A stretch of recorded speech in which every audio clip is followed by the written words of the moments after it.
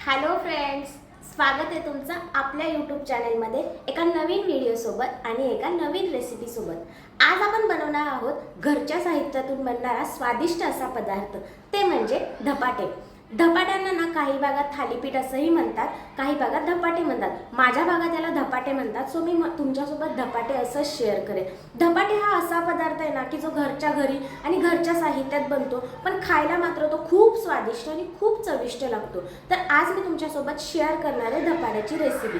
धपाट्यासाठी ना आपल्याला मिरची, लसूण, जिरे, ओवा आणि कोथिंबीर याचं एक वाटण करून घ्यावं लागतं पहिल्यांदा। आणि माझ्याकडून त्या वाटणाचा शूट राहिला होता, सो मी तुम्हाला हे इथं सांगतेय की हे वाटण आपण मिक्सरमधून फिरवून घ्यायचं। आणि त्याच्यानंतर ना आपल्याला जी काही पिठं लागतात, जसं जे काही साहित्य लागतं, कशी त्याची रेसिपी आहे ते तर मी तुम्हाला आपल्या व्हिडिओमध्ये सांगितलंच आहे। सो तुम्ही ते नक्की बघा आणि आवडला तर मला नक्की सांगा आणि तुम्ही पण तुमच्या घरी ट्राय करा।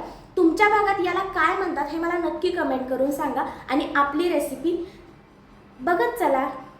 सो इथं तुम्ही बघितलं असेल की मी परातीमध्ये 2 वाटी ज्वारीचं पीठ, 1 वाटी गव्हाचं पीठ आणि 1 वाटी बेसन घेतलं होतं। ही सर्व पीठं छान अशी मिक्स करून घ्यायचे। त्यामध्ये आपण केलेलं वाटण, धनेपूड, जिरेपूड, चवीनुसार मीठ आणि कोथिंबीर टाकायचे आणि थोडं थोडं पाणी टाकून हे सर्व मिश्रण आपल्याला एकसारखं मळून घ्यायचं आहे। हे पीठ मळून झाल्यानंतर आपल्याला ओल्या रुमालाने थोडा वेळ झाकून ठेवायचे।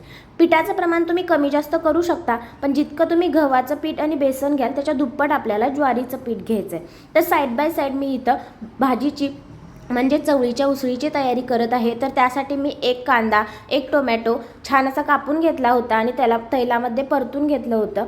चवळीला मी ना कुकरमध्ये 2-3 शिट्ट्या दिल्या होत्या आणि ते मी याच्यामध्ये टाकणार होते। तर आपली चवळीची उसळ बनते आणि त्याच्यानंतर आपण आपले धपाटे करायला घेणार आहोत। सो स्टे ट्यून आणि बघत राहा की कशी बनते आपले धपाट्याची रेसिपी।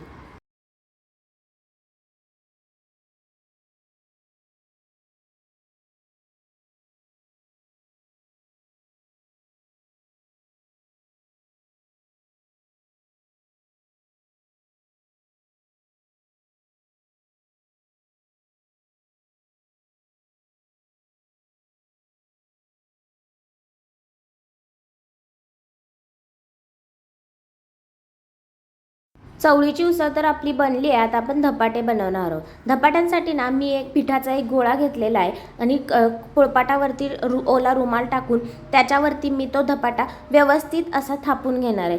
धपाट्याचं पीठ जर छान असं मऊ असं भिजलं गेलं ना तर धपाटे सुद्धा व्यवस्थित मऊ होतात आणि ते आपल्याला थापायला सुद्धा इझी जातात। धपाटे थापून झाल्यानंतर ना त्याच्यावरती आपण बोटांनी छोटे छोटे होल पाडणार आहोत, त्याच्यामुळे आपलं धपाटं छान भाजलं जातं आणि त्याच्यामुळे ते एकसारखं सगळ्या बाजूनी भाजतं।